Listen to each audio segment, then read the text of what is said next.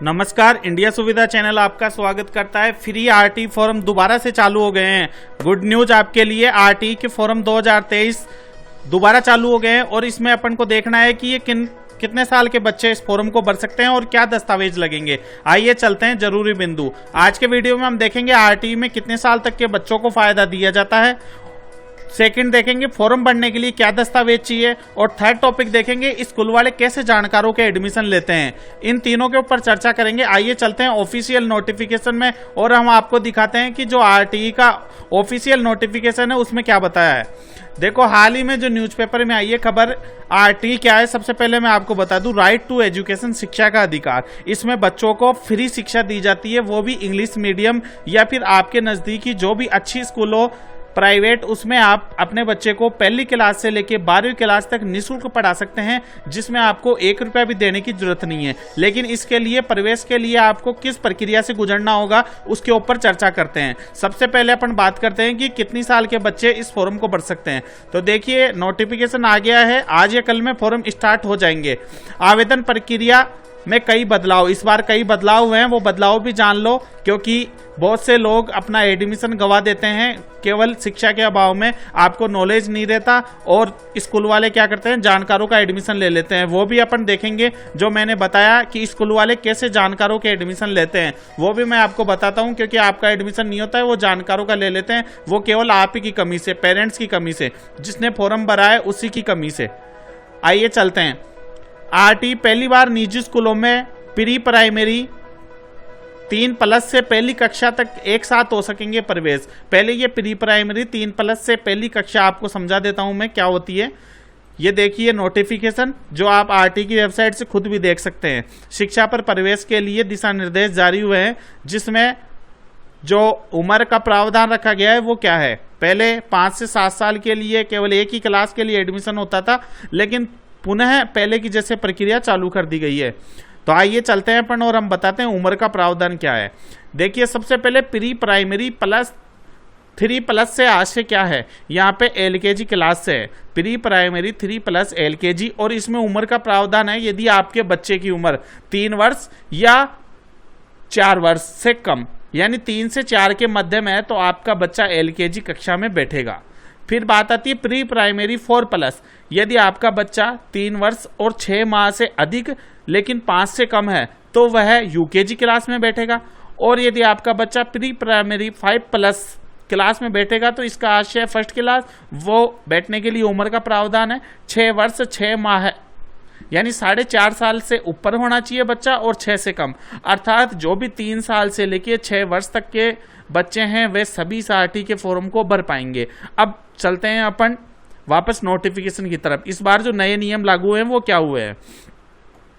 Auto reporting system, देखो ये auto reporting क्या है, सबसे पहले ये देख लो। ऑटो रिपोर्टिंग से आशय है लॉटरी के बाद अभिभावक को 5 निजी स्कूलों में से किसी एक स्कूल का ऑनलाइन रिपोर्टिंग करनी होती है, लेकिन अभिभावक ऐसा करना भूल जाते हैं। इससे बचने के लिए विभाग ने इस बार ऑटो रिपोर्टिंग का सिस्टम लागू किया है। देखिए, इसी जगह क्या होता है, इसी जगह गड़बड़ होती है और इसी जगह फायदा उठाते हैं प्राइवेट स्कूल वाले।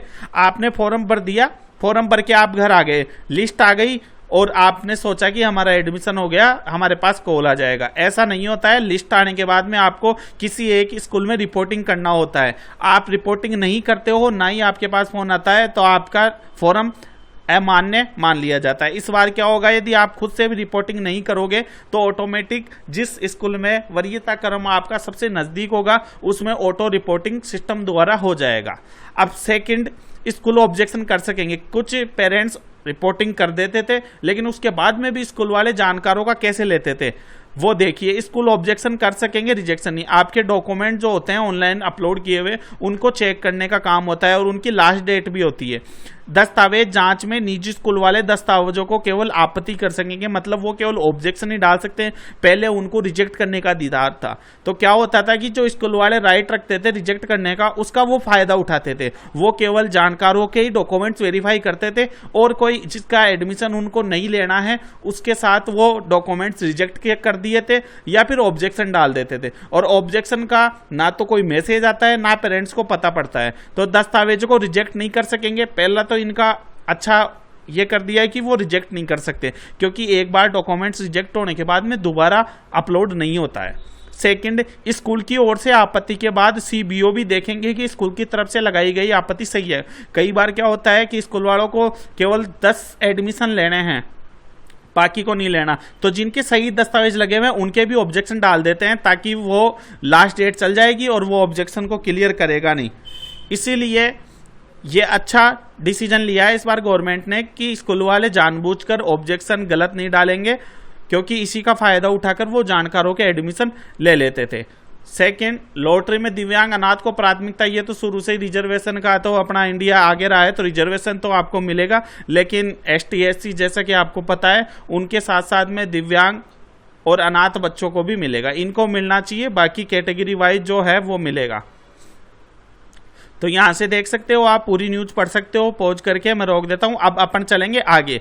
आगे क्या बताया गया है कि दस्तावेज क्या लगेंगे, तो दस्तावेजों के बारे में भी आपको मैं अच्छे से बता दूं। जो स्कूल वाले बोलते हैं जाति बनाओ, मूल बनाओ, ये कुछ नहीं चाहिए, मैं आपको बता देता हूं। उम्र का प्रावधान आपने देख लिया, उम्र 3 से 6 वर्ष के मध्य होनी चाहिए। अब अपन चलेंगे दस्तावेजों में। देखो, दस्तावेजों में केवल 2 दस्तावेज चाहिए। 2 दस्तावेज क्या? एक निवास के लिए और एक आय के लिए। भी आपकी आय कितनी है, केवल 2 दस्तावेजों से आरटीई में एडमिशन कराया जा सकता है, ऐसा नोटिफिकेशन में दिया हुआ है, आप आरटीई की वेबसाइट पर पढ़ सकते हैं। फॉर्म भरते समय ये 2 दस्तावेज जरूर लगाए। 2 दस्तावेजों में क्या क्या बताया गया है कि निवास के लिए और जन्म के लिए। निवास के लिए, जन्म के लिए जन्म प्रमाण पत्र को और आधार कार्ड को मान्य किया गया है। आधार कार्ड में भी जन्म प्रमाण पत्र के लिए है और जन्म प्रमाण पत्र में भी डेट ऑफ बर्थ दोनों में आती है, तो दोनों मान्य हैं। लेकिन आपको निवास के लिए केवल आधार कार्ड ही मान्य होगा या फिर मूल निवास मान्य होगा।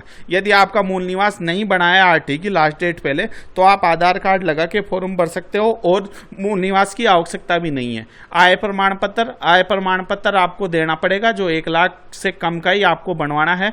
इसके अलावा आपको कुछ भी नहीं चाहिए, जाति की भी जरूरत नहीं है। यदि आपका जाति प्रमाण पत्र भी नहीं है तो आपको एडमिशन से नहीं मना किया जा सकता, ऐसा प्रावधान है। तो आप फॉर्म भरते समय ध्यान दें कि आय प्रमाण पत्र जरूर लगाए। बहुत से लोग आय प्रमाण पत्र नहीं लगाते हैं, इसलिए उनका फॉर्म ऑब्जेक्शन डाल दिया जाता है। तो फॉर्म भरते समय ही आय प्रमाण पत्र लगाए, जाति प्रमाण पत्र नहीं लगाए। यदि आप आय की जगह जाति लगा दोगे तो आपका फॉर्म रिजेक्ट हो जाएगा, ये विशेष ध्यान रखें।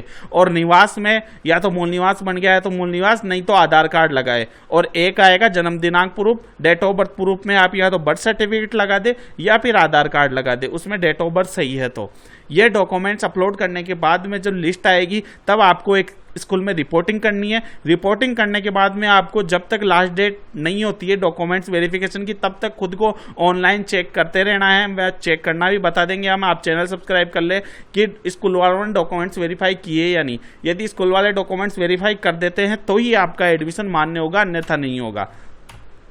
तो हमने पूरे प्रावधान बता दिए, आरटी क्या है, आरटी में क्या डॉक्यूमेंट्स लगते हैं और इस बार जो नए नियम है वो क्या है। आप इन सभी को ध्यान रखें और कोई भी आपकी कोई समस्या हो तो हमें कमेंट करें, हम उसका जवाब देंगे। आप कोई भी बच्चे से रिलेटेड इन्फॉर्मेशन पूछ सकते हैं, कोई भी दस्तावेज से रिलेटेड।